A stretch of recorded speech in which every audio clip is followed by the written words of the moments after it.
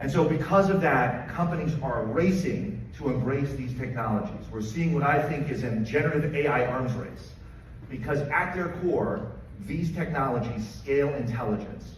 So that's especially relevant for knowledge workers. If you have knowledge workers in your company, you need to be thinking about leveraging these tools. And so what we see is that arms race. We have PwC last year said, hey, we're going to invest $1 billion with a B in AI.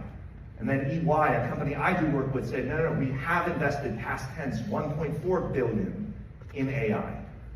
And then PwC came back earlier this year and said, guess what? We're ChatGPT's largest enterprise OpenAI customer. And EY came back and said, we don't care because we're Microsoft's best friend.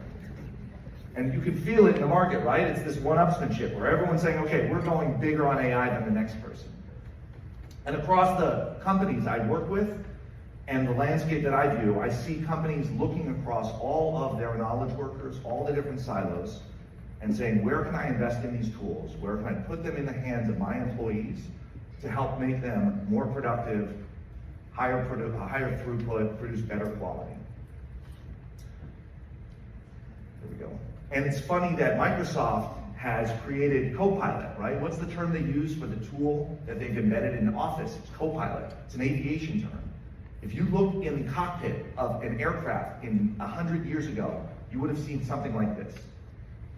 So in the 1920s, flying was a manual process. It was actually physically exhausting. You had to do all of the work.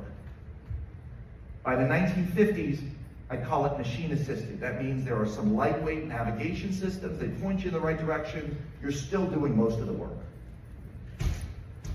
By the 1980s, it's flipped. It's not machine assisted, it's human assisted. That means machines are doing most of the work, especially in the middle.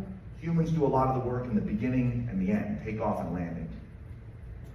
And now we're at the point where a flight is entirely automated. We have planes that can take off, fly, and land on their own. Pilots don't have to be there. That's why we have drones. We still feel more comfortable in the case of an emergency with a pilot, and that's why we have pilots. But at the end of the day, pilots can vouch for the fact these planes basically fly themselves.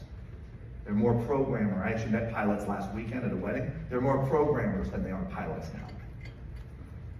And so let's think not about aviation. Let's think about manufacturing goods and diagnosing diseases and driving vehicles and making credit and lending decisions.